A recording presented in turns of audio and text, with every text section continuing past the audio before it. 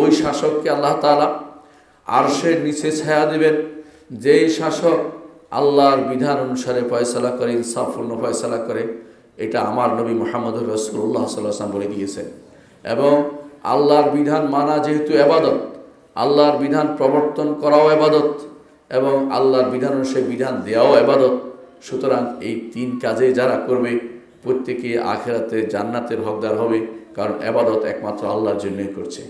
যদি অন্য কারোর জন্য কিছু অংশ আপনি রেখে দেন, অতটুকু আপনি শিরিক করলেন। আর শিরিক এমন এক জায়গা যেখানে অল্প হলে বাকিটা নষ্ট করে দেয়, বাকি তাওহীদটা আর ঠিক থাকে না। একটু শিরিক অর্থ হচ্ছে আপনার ঈমান শেষ, একটু শিরিক অর্থ হচ্ছে আপনার তাওহীদ শেষ, একটু শিরিক অর্থ হচ্ছে আপনি কুফরিতে জড়িয়ে গেছেন, আপনার বাকি অংশ আল্লাহর দরবার কবুল হচ্ছে না। সুতরাং আপনাকে জানতে হবে আল্লাহর বিধান, আল্লাহর শরীয়ত মানার কি গুরুত্ব রয়েছে। এরপর আল্লাহ তাআলা বলছেন, আলাম তারা ইল্লাযিনা ইয়াজউমুনা আন্নাহুম আমানু বিমা উনজিলা ইলাইকা ওয়া মা উনজিলা মিন ক্বাবলিক ইউরিদুনা আন ইয়াতাহাকামু ইলা তাগুত। আপনি কি তাদেরকে দেখেননি যারা মনে করে যে তারা ঈমান এনেছে আপনার কাছে যা নাজিল হয়েছে এর উপরে, অর্থাৎ কোরআনের উপরে, হাদিসের উপরে। আমরা বিশ্বাস করি কোরআন হাদিস দুইটাই কি আল্লাহর পক্ষ থেকে নাজিলকৃত। যারা মনে করে যে আপনার উপর যা নাজিল হয়েছে তার উপর ঈমান এনেছে এবং আখিরাতের উপর ঈমান এনেছে, এবং তারা ঈমান এনেছে পূর্বে যে সমস্ত কিতাব সেগুলোর উপরে ঈমান এনেছে, তবে সেটা হচ্ছে মৌলিক ঈমান। পূর্বের কোনো বিধানকে এখন বাস্তবায়ন করার কোনো সুযোগ নেই আমাদের কিতাবে বা আমাদের রাসূলের হাদিসে না থাকলে। আবার সেটা মনে করেন না যে আমরা অন্য কিতাব থেকে নিয়ে আসবো, সেটা আনার সুযোগ নেই। ইউরিদুনা আন ইয়াতাহাকামু ইলা তাগুত, তারা কি চায়? মনে বলে যে ঈমান আনছে।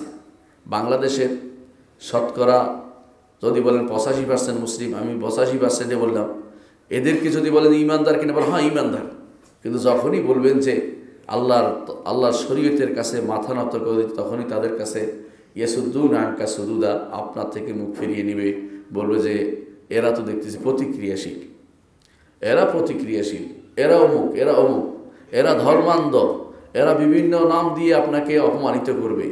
অথচ আল্লাহর শরীয়তকে মানতে আপনি বাধ্য। এটা হুজুর যে বলেছে সে তো আপনাকে স্মরণ করে দিচ্ছে, এ তো তার উপর দায়িত্ব হচ্ছে আপনাকে স্মরণ করে, তা করছে। সে তো অপরাধ করছে না, সে ভালো কাজ করছে। সুতরাং তার বিরুদ্ধে আপনার খেপার কারণটা কি? কারণ হচ্ছে আপনি চাচ্ছেন ইউরিদুনা আন ইয়াতাহাকামু ইলা তাগুত। আপনি মুখে ঈমানদার থাকবেন, কর্মে আপনি ঈমানদার থাকবেন না। তাগুতের কাছে আপনি বিচার প্রার্থী হচ্ছেন। তাগুত কি জিনিস? তাগুত হচ্ছে ইবনে কাইয়িম রাহমাতুল্লাহ আলাইহি সুন্দর একটা সংজ্ঞা দিয়েছেন।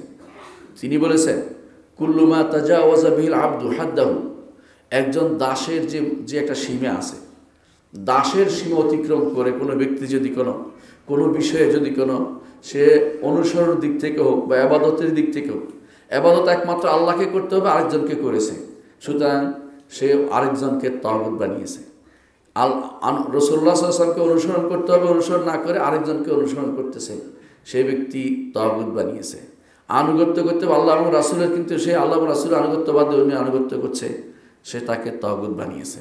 এটা আমার কথা ইবনে কাইয়িম রাহমাতুল্লাহ আলাইহি সেটা আমাদেরকে জানিয়েছেন তার কিতাব ইলামুল মুওয়াক্কিঈনের মধ্যে তিনি এটা উল্লেখ করেছেন। এর অর্থ হচ্ছে তাগুত একদিক দিয়ে তাগুত হয়, সেটা হচ্ছে কার অনুসরণ করছেন সেটাও তাগুত হয়। এখন প্রশ্ন হচ্ছে কিসে তাগুত হয়? একজন মানুষ কিসে তাগুত হয়? সব কিছুতে তাগুত হয় না। আপনি আপনার বাবার অনুসরণ করে জামা পরেছেন, এটা কি তাগুত হবে? কখনো না। তাগুত হতে হলে আল্লাহ তাআলার সাথে সম্পৃক্ত বিষয় হতে হবে। আল্লাহ তাআলার সম্পৃক্ত বিষয় হচ্ছে কেউ যদি কোনো ইবাদত সত্তা হিসেবে আল্লাহ তাআলার মতো আরেকটা সত্তা সাব্যস্ত করে, অথবা আল্লাহ তাআলার কর্মের মতো আরেকটা কর্ম সাব্যস্ত করে, শরীয়ত দেওয়া হচ্ছে আল্লাহর কর্ম। এখন কেউ যদি অন্য কারো থেকে শরীয়ত নেয়, তাহলে সে আল্লাহর কর্মকে আরেকজনকে দিয়ে দিল। অনুরূপভাবে আল্লাহর নামগুলিকে কোনো সৃষ্টির কারোর জন্য দিয়ে দিল। যেমন আল্লাহ তাআলা হচ্ছেন হাকাম, তার নাম হচ্ছে হাকাম। ইলাইহিল হুকুম, হাদিসে আছে রাসূলুল্লাহ সাল্লাল্লাহু আলাইহি ওয়াসাল্লাম বলেছেন, ইন্নাল্লাহু হুয়াল হাকাম ওয়া ইলাইহিল হুকুম। আল্লাহ তাআলা হচ্ছে হাকাম, তার কাছে হুকুম নিতে হবে। হাকাম হচ্ছে মহাবিচারক, তার কাছ থেকে হুকুম নিতে হবে।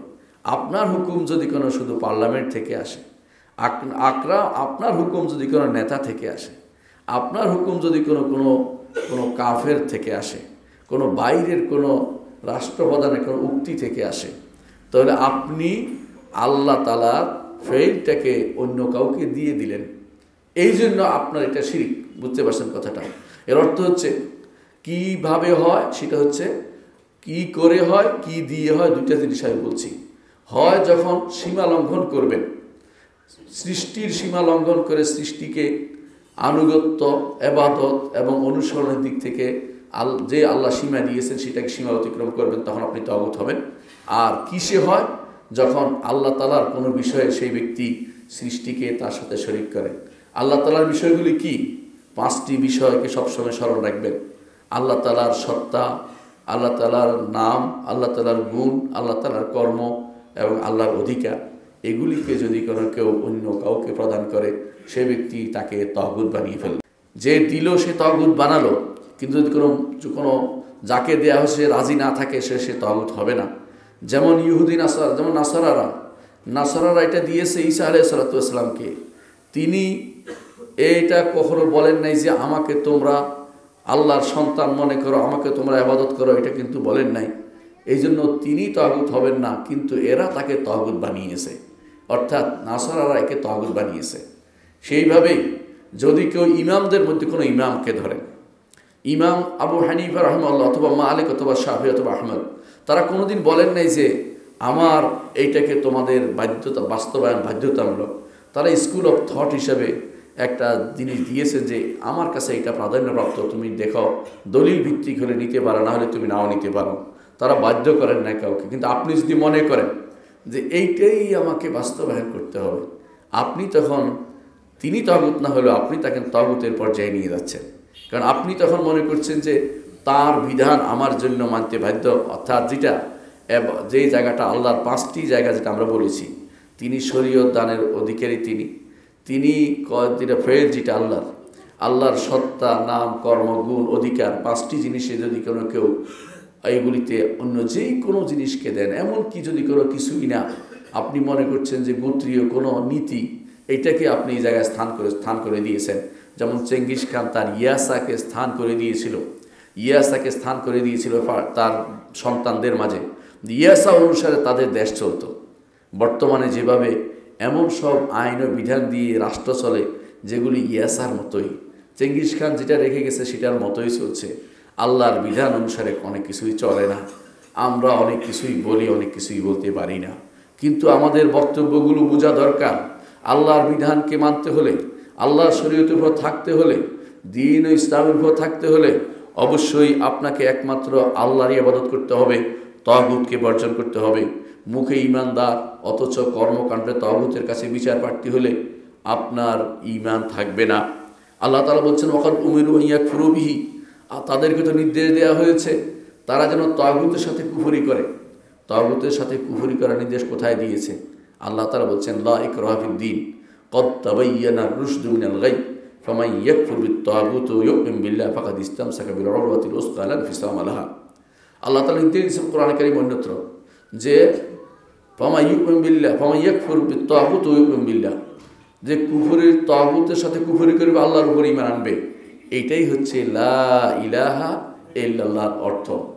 লা ইলাহা অর্থ হচ্ছে কুফর বিত তাগুত, ইল্লাল্লাহর অর্থ হচ্ছে ওয়া ইউমিন বিল্লাহ। ফামান ইয়াকফুর বিত তাগুত ওয়া ইউমিন বিল্লাহ, এটাই হচ্ছে লা ইলাহা ইল্লাল্লাহর অর্থ। সুতরাং যে কেউ মনে করছে যে তাগুতের কাছে বিচার প্রার্থী হলে কোনো সমস্যা নাই, তাগুতের আইন রচনা করলে কোনো সমস্যা নাই, সে ব্যক্তি এখনো লা ইলাহা ইল্লাল্লাহর অর্থ বুঝতে পারেনি। আল্লাহ তাআলা নির্দেশ দিচ্ছেন ওয়াকাদ উমিরু আন ইয়াকফুরু বিহি, আল্লাহ নির্দেশ দিচ্ছেন যেন তাগুতের সাথে কুফরি করা হয়, আল্লাহ বিরোধী বিধানের সাথে কুফরি করা হয়, আল্লাহর বিধানের বিরোধী বিধানকে পরিত্যাগ করা হয়, ছেড়ে দেয়া হয়। আল্লাহ নির্দেশ দিচ্ছেন। অথচ ওয়া ইউরিদু শাইতানু আন ইউদিল্লাহুম দালালান বাঈদা, শয়তান চায় তাদেরকে পথভ্রষ্ট করতে। পথভ্রষ্ট কখন হবে? যখন আল্লাহর বিধানকে পরিবর্তন করে অন্য বিধানকে সেখানে প্রতিস্থাপন করা হবে।